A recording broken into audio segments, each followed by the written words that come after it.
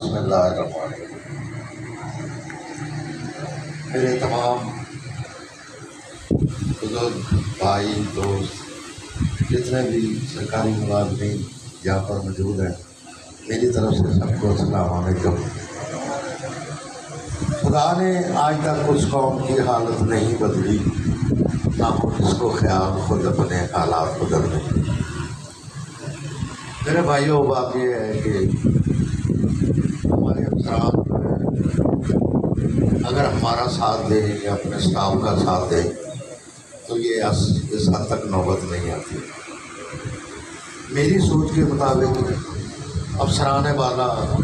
N P اے کے ڈر سے یا کسی سیاسی شخصیت کے ڈر کی وجہ سے ان کے پاس کوئی بھی غیر آدمی آتا ہے تو وہ ہر بات کا یقین کرتے ہیں، کیونکہ ہم پہ الزام ہی یہی ہوتا ہے کہ یہ پانی چوری کرواتے ہیں، یہ ہم سے پیسے لیتے ہیں۔ تو ہمارے افسران ماشاءاللہ بہت اچھے لوگ ہیں، وہ غیر آدمی بات کرے تو اس کو فوراً مانتے ہیں، ملازم چیختا رہے چلاتا رہے اس کی بات کو کوئی نہیں سنتی۔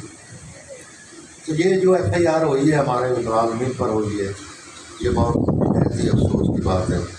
اور ایف آئی آر کرنے والے بھی ماشاءاللہ ٹھیک ہیں کہ جنہوں نے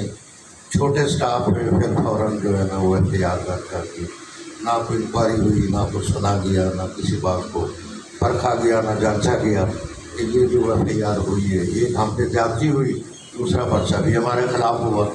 تو میں تمام ملازمین سے یہ درخواست کروں گا کہ اس اجتماع کو یا اس جو ہمارا ہم اکٹھے ہوئے ہیں، جب تک ہمارا مطالبہ یہ ایف آئی آر خارج نہیں ہوتی اس وقت تک ہر ملازم اپنی جگہ پہ جہاں بیٹھا رہے،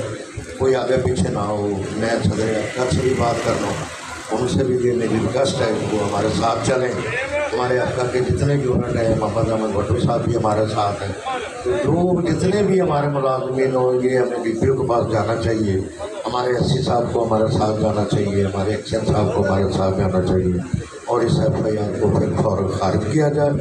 اور دوسرا جو انہوں نے ہمارے بیلداروں کو یا ہمارے عملوں کو انہوں نے مار پیٹ کی ہے، بجائے ہم پہ پرچہ کرنے کے ان پہ ایف آئی آر درج ہونی چاہیے۔ یہ میری تمام دوستوں جو ڈی پی او صاحب سے بھی ریکویسٹ ہے کہ جناب مہربانی کریں، خدا را ہم پہ انصاف کریں،